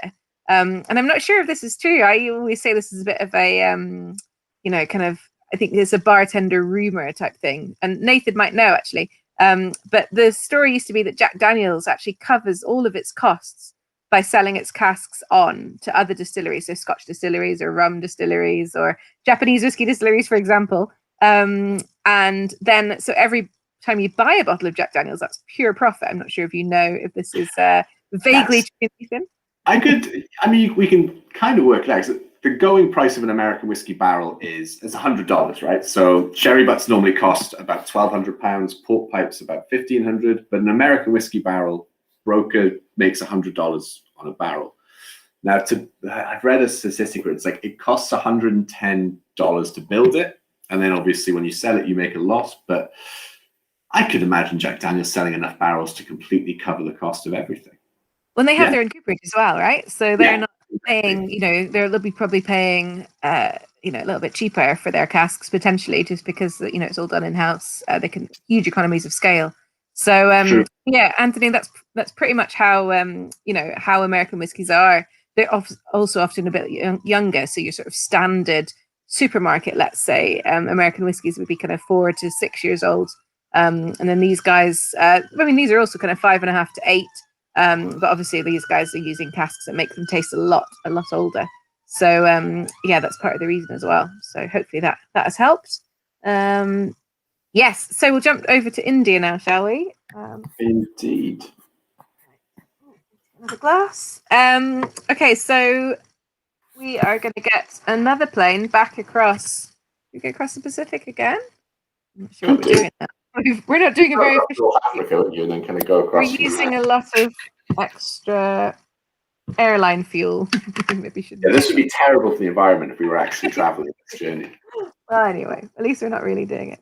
But yes, so we're going to go to India, and hopefully you can see the map that Nathan's got here. So and there's a nice arrow there pointing sort of to the bottom middle of India. So, you could, and we were talking about climate earlier, particularly with Kavalan, you could find in India an area where the climate felt a bit Scotland or Ireland-ish, up in the hills, mountains really, up in the north, kind of northeast. You could potentially find somewhere with a climate that's a little bit similar to Scotland or Ireland. But this whiskey, they've definitely not done that, okay? So those states up in the north quite often are dry, actually, not allowed to make alcohol. So we are in Bangalore. So like I say, south middle, super hot. Again, also in the tropics, firmly in the tropics this time, not on the line like Taiwan. And yeah, do watch out. Good point. This one's 50%. This is our highest ABV of the evening. Yes, it is. So we're going to sort of gently increase our ABV for this one. Now, again, sort of introducing another country. Now, this country, you might not know they make whiskey, but they're actually making whiskey kind of longer than Taiwan. And obviously, for me, when I'm looking at kind of whiskies produced in Asia, this is the country that almost makes the most sense to me. You've got colonialism, essentially. You've got British people, Scottish people, Irish people heading over to India because we took it over.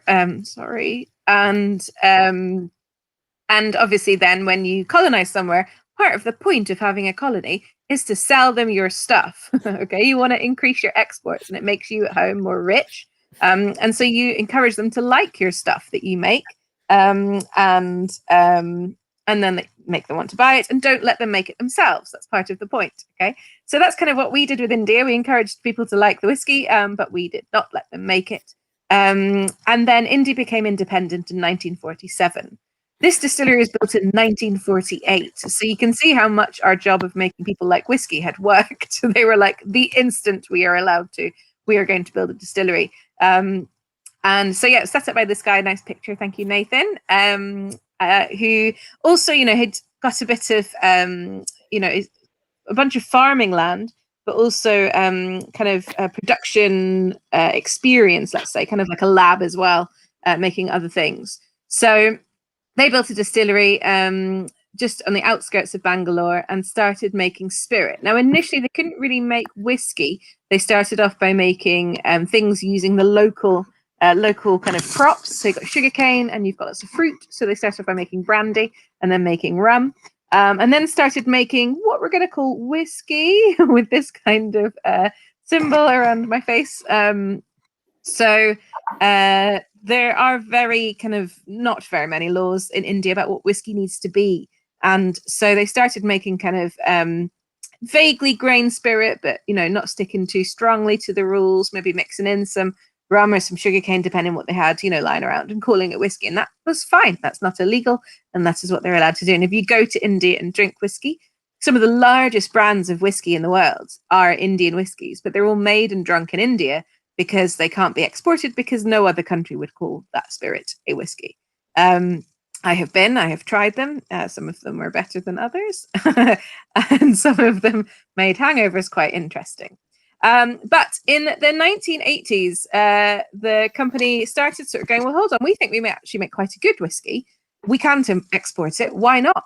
And no one in India had ever made a single malt. Illegally. They probably had done it illegally before. So they decided to start actually sort of tightening up on their production processes and making, following all the rules to make an exportable single malt. And so they released this in the early 2000s. So they took a little time to play around and work out what they were doing, get everything right. But in the early 2000s, they launched 3 different types of Amrit single malt whiskey, and they did a launch event in Glasgow. So really, bringing it to the home. They did a blind tasting. They're like, can anyone tell which one's Indian and which one's Scottish? And no one could, and they decided that was a win.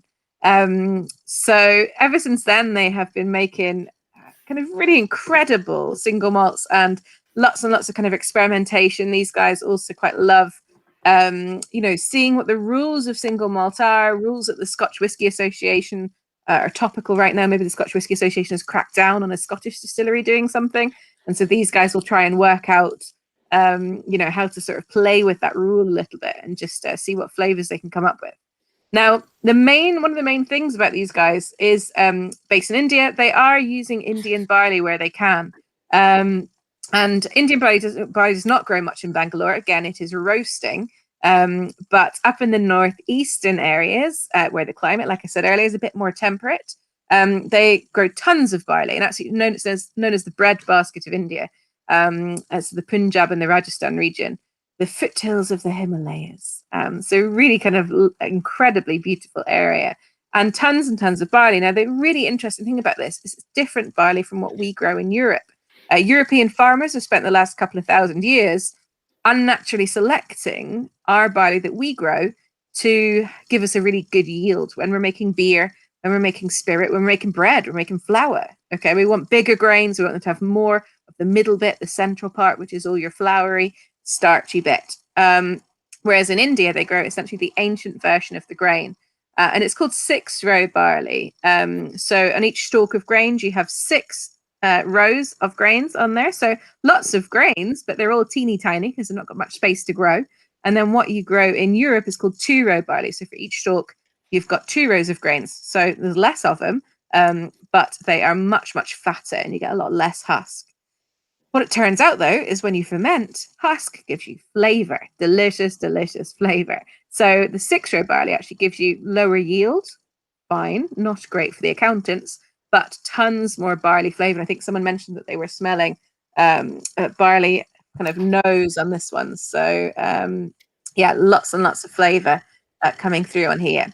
Now, the original whiskey that Amrit released was an unpeated 100% Indian barley whiskey. They then did want to make some peaty stuff, but they struggled a wee bit because their malt house is not with them. They don't have their own one. And the malt house in Delhi is malting for lots of people. Firstly, don't have any peat lying around. They do have peat in India, but it's made of the same plants as it is in Scotland, so it doesn't taste quite nice when you burn it. And also, they weren't really keen to start setting little fires in their malt house and smoking things, particularly because that would sort of taint the flavor of everything else that they're trying to malt at the same time. So Amrit, they had a few options. They could have started malting their own barley, build their own malt house. They could have tried to send the Indian barley over to Scotland to be peated. All kinds of complicated and expensive solutions were thought about, but they just decided to do the simplest one, which is essentially mix them. Okay, so they combine peated Scottish barley. It's peated to around 25 to 35 ppm from the Speyside maltings, and they combine that with the unpeated Indian barley and then make the whiskey from that. Okay, so if you're tasting barley, and this one that's coming from that Indian proportion, it's about 80% to the Indian stuff. So that should give you extra texture, extra creaminess. It really reminds me of the oats actually from the first whiskey. And then if you're getting smokiness, that's coming from the barley that's come from the Scottish malt house. Okay, so hopefully that's all making sense. This is then aged for 5.5 years in ex-bourbon, little tiny hint of sherry and virgin American oak in here as well, but vast majority ex-bourbon. As with Taiwan, though, this one is tropically aged, so 5.5 years is aging 3 to 4 times faster. So it really tastes much more like a sort of 15 to 18-year-old kind of whiskey, this one. And with a big ABV, it's super smooth. Okay, so hopefully everyone is having a little sip. I've talked too much again. Need to take a pause. I've not had this for ages, and I love it. I absolutely love this one. So yes, lots and lots of flavors in here. So people are getting lots of orange, some of the peat.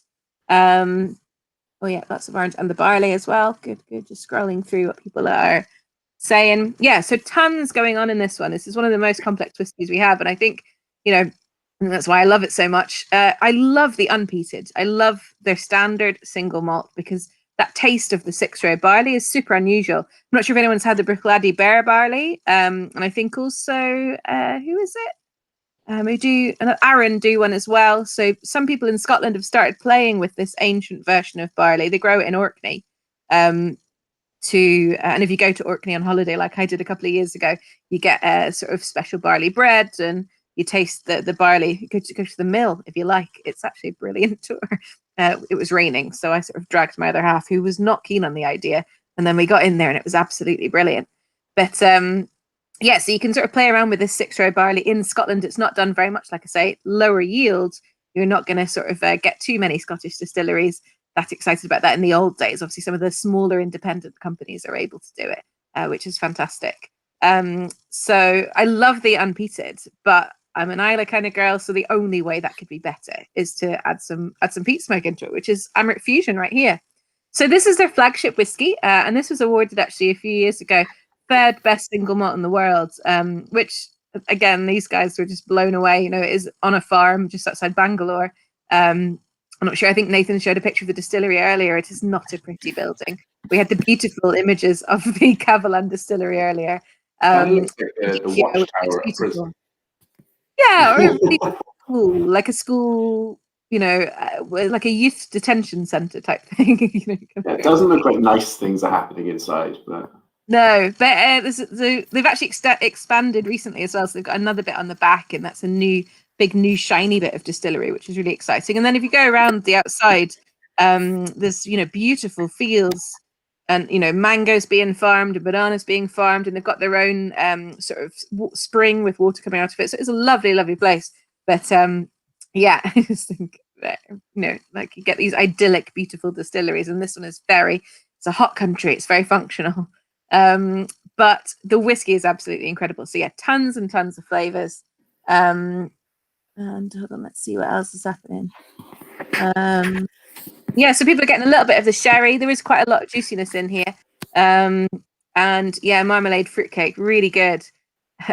And yeah, lots and lots of flavors. So I think, a lot of people don't expect much with Indian whiskey, to be frank. There's a lot of obviously traditional people wanting theirs to come from Ireland or Scotland and be made in a certain way. And what I love about these guys is, their label maybe could be a bit sexier, their box could be a bit sexier. It's from India, so expectations are low. And then the liquid is absolutely incredible. And everything they release is amazing. So I don't know who's in charge of their quality control, because they have these really weird ideas. They, Spectrum, I think someone's been talking about up here. They took apart a virgin American oak cask, a brand new French oak cask, a used French oak cask, a used American oak cask, and then sherry ends, I think, and shoved it all together. I feel like I've missed one.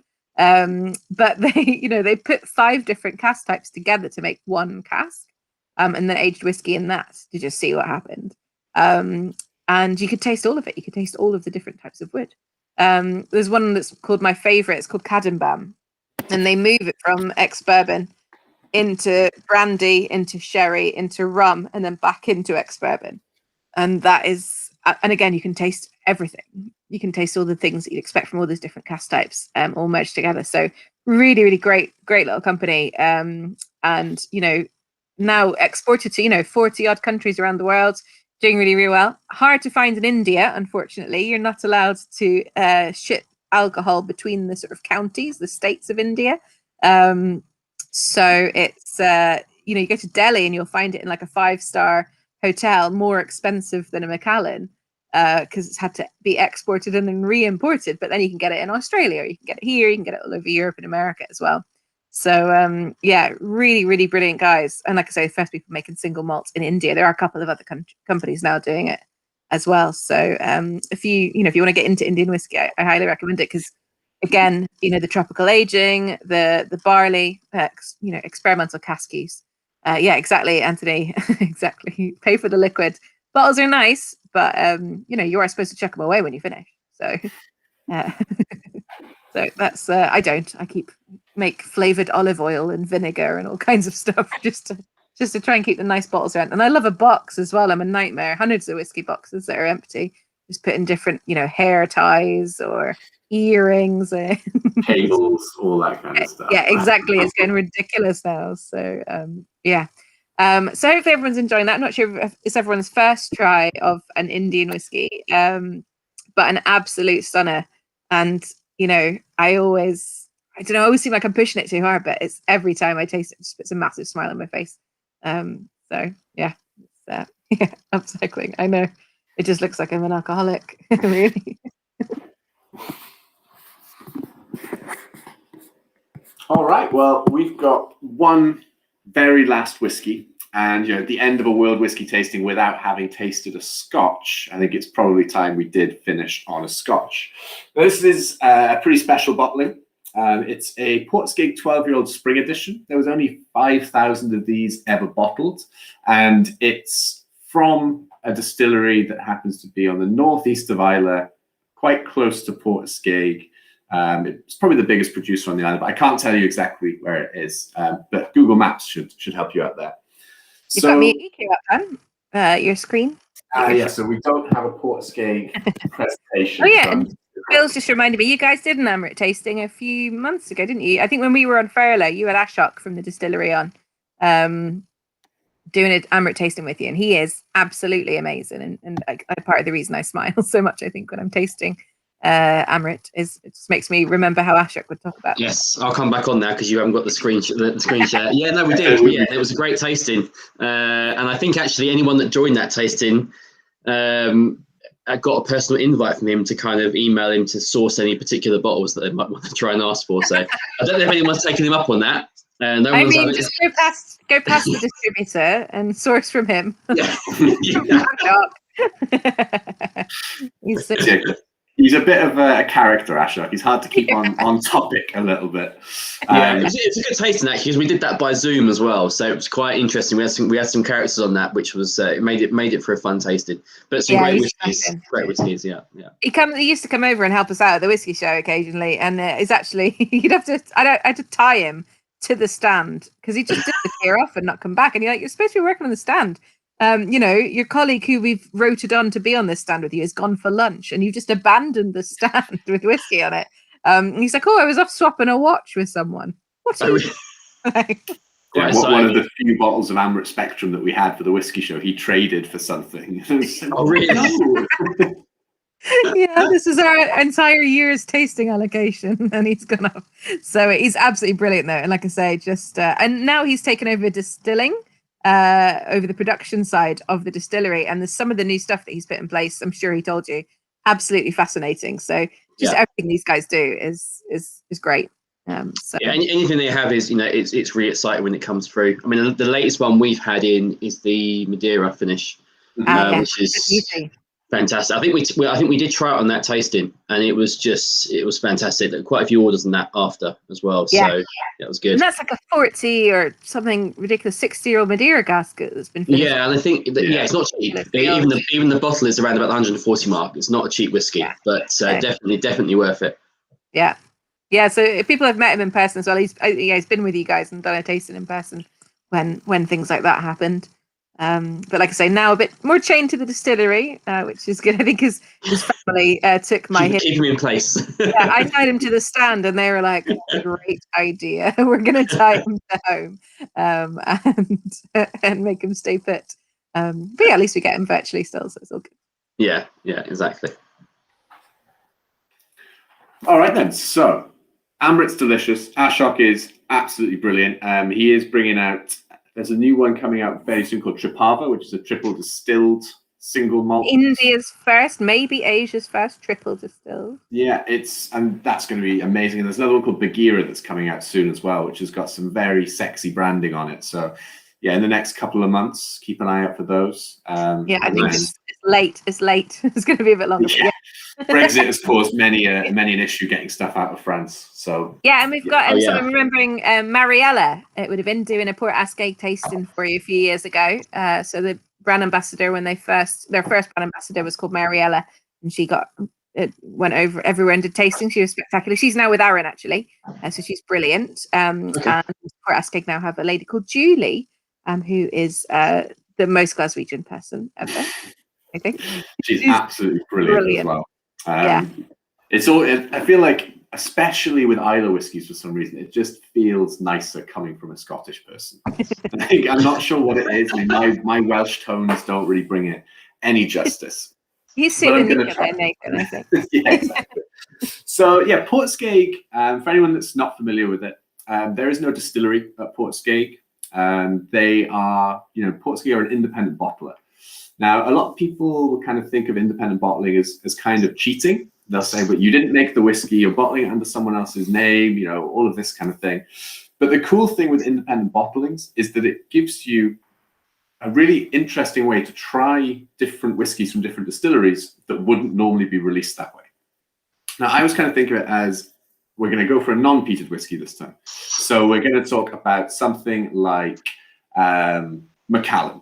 Right, so Macallan have their range of whiskies, and they will make sure that they create a consistent range. So whether that be the 12, the 15, the 18, and the 25, they're always going to have a similar flavor profile because they want to be consistent. Now, someone at Macallan might find a really unusual whiskey at, say, 7 years old, that they think they want to share this with the world because it's so fantastic, it's so different, it's so unique. But unfortunately, that doesn't fit into Macallan's plans of the whiskey they want to release. So it's probably going to get blended down the line into the 12-year-old or the 15-year-old. And that's a cask of whiskey that you're never going to see again, and you might never ever get to taste something like that again. So this is where independent bottlers come out. They will buy either spirit directly from the distillery in a very unromantic ceremony of filling it in a tanker and then shipping it to the middle of Glasgow and then filling it into warehouses, or you can buy barrels direct from the distillery. Now, once you've bought it, you can choose to put that into new wood. You can blend it with other things. You can re-rack it into older casks. You can age it for however long you want. And this is where independent bottlings, they really showcase some of the diversities of the distilleries. So Portskeag was set up by a company called Elixir Distillers, it's a sister company of ours. It's part of the Whisky Exchange, but it's the independent bottling arm of the Whisky Exchange. So you might have seen bottlings from the Single Malts of Scotland, which is kind of their all-encompassing side of bottling for Scotch. Then they've got the Elements of Islay, which you might have seen the little dumpy medicinal bottles, which is, they have peat, which is a blended malt, but then they're really well known for weird and wonderful releases. Behind Steph there's a beautiful little selection of weird and wonderful single malts from the Elements of Islay. And then there's Portskeag. Now, Portskeag is all single malt, and it's always from Islay. And the idea is that it's meant to be, just like the place Portskeag itself, the entryway to Islay. Now, I remember my first ever kind of whiskey experience was Lefroy 10 at about definitely 18 years old, more like 12. And I was like, this is whiskey. I want nothing to do with it. This is horrible. It's tarry. It's smoky. Where's my Coca-Cola? I want something sweet. My dad always gave me Lefroy 10 as well. And you're like, what are these dads doing? Yeah. Why are you drinking an ashtray? But then obviously, it's as your palate develops and as you sort of, you find these kinds of flavors that you like, it becomes a fantastic whiskey. But I'm not saying if you've ever drunk whiskey before, you should start there. So a lot of people have this idea that Islay is unapproachable, it's disgusting and smoky, and it's always going to have that kind of really robust phenolic or medicinal. Exactly, yeah, that kind of really iodine-y, medicinal bleachy flavor. And not all of Islay is like that. Distilleries like Coolila make beautifully elegant, fruity, kind of sweet, a little bit kind of seaweedy and citrus-forward whiskies. Lagavulin make big, powerful, oily, tarry whiskies. Ardbeg kind of sits in the middle of these two with super fresh, precise barbecue. That's why it's my favorite. Tastes like food. And so the idea with Portuguese is to showcase the lighter style of Islay. So, something that Islay connoisseurs will really fall in love with, but also stuff that if you're scared of Islay, you could pretty much pick up any bottle of Portuguese and be like, okay, I get it. So it's supposed to be a gentle introduction to the range. Now, being an independent bottler, we're free to bottle this whiskey from whichever distillery we choose. Portuguese will always be a single malt, and there are distilleries that we favor at Portuguese. So Kulila is one of the distilleries we buy a lot from for a couple of reasons. Kulila produce a huge amount of whiskey, and Diageo only need a very small amount of it to go into Johnny Walker and to go into their distillery releases. The rest of it gets sold to other blenders and gets sold to people like us. It's a really good price as well. Now, my favorite thing about Kulila is that it is exceptional when it's young. So 5, 6, 7, 8, 10-year-old Kulila, up to, old Kulila is great, but sort of 12-year-old, I think, is the absolute sweet spot for Kulila. Get that balance of really well integrated peat, but also with really, really nice, rich, citrusy and kind of seaweed briny flavors as well. So the whiskey that's in here, I am just going to tell you it's from Kulila. It is a blend of distillates from 2006 and 2007, and it was 18 used ex-bourbon hogsheads that came into this parcel. Now, the reason they released this in spring was because they found when they tasted this cask, it was kind of light and springy. We had kind of notes. Someone said lapsang souchong and white chocolate. Great tasting note with that one. But then you've got this beautiful kind of fruity, like first days of spring kind of notes. So raindrops, that kind of vibe.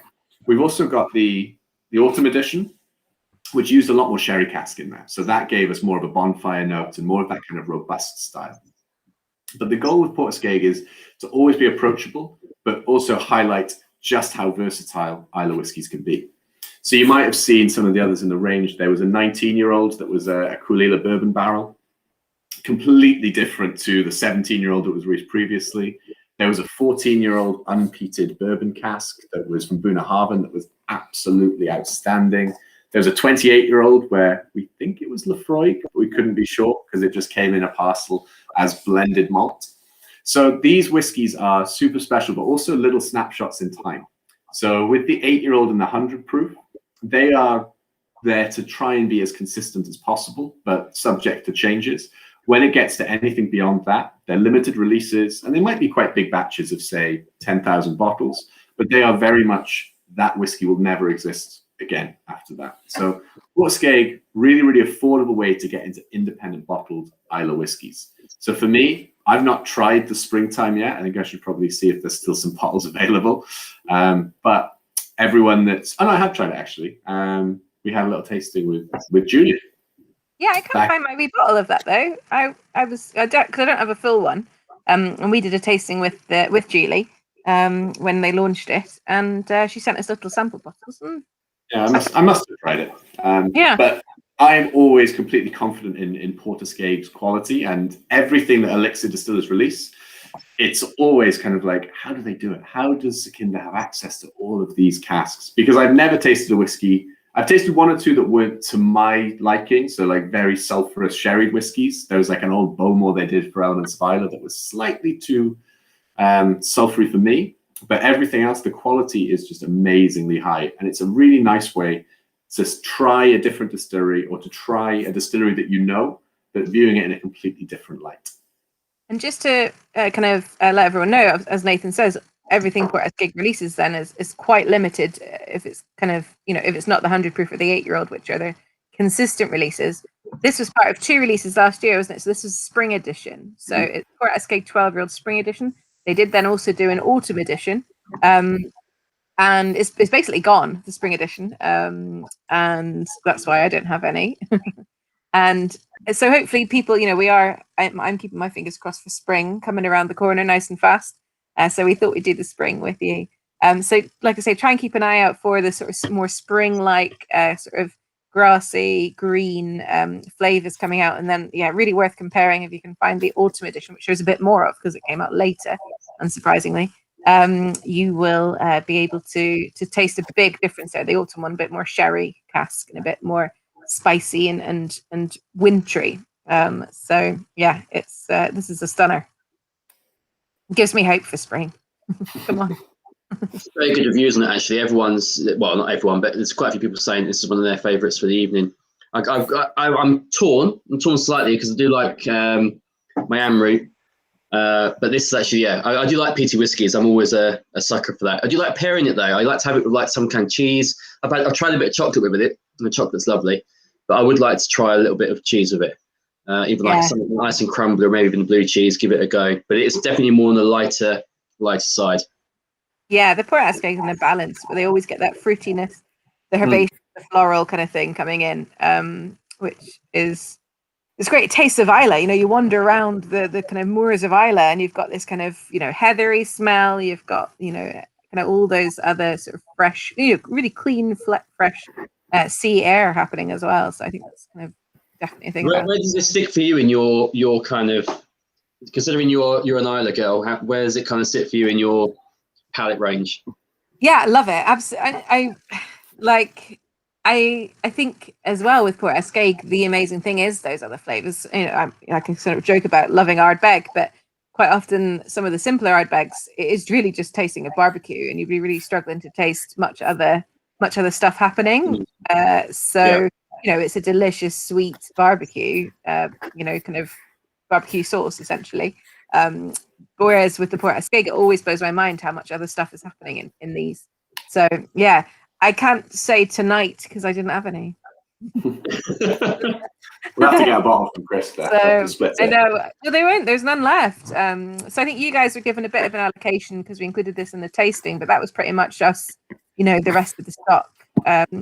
Rest of the stock gone. So that's lucky. At least we'll get some, and if people want to order it, we'll we can get some in. I'm quite the same, because I think that there is that kind of thing with Islay whiskies. There is a thing where they can kind of be too much about the kind of the peat and the burntness, and that's why people assimilate this kind of TCP and tuneness to them. But I think when you get the lighter styles, you can learn to appreciate a bit more of the flavour, and then it's there as the added bonus to the actual enjoyment of what you're drinking. Yeah, and I think I sound like a crazy person, but it is like that fresh air when you have a really lovely walk. And I think maybe I'm just missing it because I'm in smoggy East London. But that the way that fresh, clean air tastes when you take a massive lungful of it. It's not really got a taste, but it has. There's something amazing about it. And I think that's kind of what you always get with the Port Ascot, as well as in a distant village where everyone is burning peat in their fireplaces. So it's really well balanced, I think. Love them. Yeah, this was one of the ones I was excited to try because we've not had it in. We've only ever had, I think, the 8 and the 100 proof. We've not really had anything different from that. So when I saw, I didn't know that actually. Jess didn't say we were getting this in until I saw it there for bottling. I was like, oh wow. And I kept myself from trying it because usually when I bottle up, I try and take a little bit out of the bottom of the bottle. But no, I kept myself away to know with everyone else. So. Yeah, well, we like to say it's one of some of our first tastings of the year. So we were like, we're gonna we'll give you the concept master from Cavalan, and we'll do the 12-year-old for us. We've got a few people I think saying what they're. Yeah, we've got some lists here. Much more organised than at least remembering what they are, which I think is nice. There's quite a lot of people going for 6 actually, which is quite good. I mean, John Hodges is going for 2, which was Cavalan. Cavalan was nice, very nice. Yeah. A couple of John Chambeau as well. That's always nice. Yeah. Someone going for Nika. Yeah, Mickey Aguirre as always. I mean, Nika whiskies for me is just, I have to say as well, we get so many people coming in the shop asking, they come in almost just because out of recommendation of what they see in the press or what they see in the news. Yamazaki, we've got Nikushi. I'm like, well, you have to bear in mind here, there's 2 big distilleries in Japan. It's Suntory and Nika, but you bear in mind the guy that really was the master distiller to start with in Suntory was Nika, who's the Taketsuru. So I said, he's now charging Audi prices, whereas Suntory is charging Lamborghini. It's the same stuff. You're getting an amazing product with Nika across the entire range, but for a lot better price point. Nika from the barrel flies off the shelf, and the Mickey Aguirre and the Kofis, they are just phenomenal.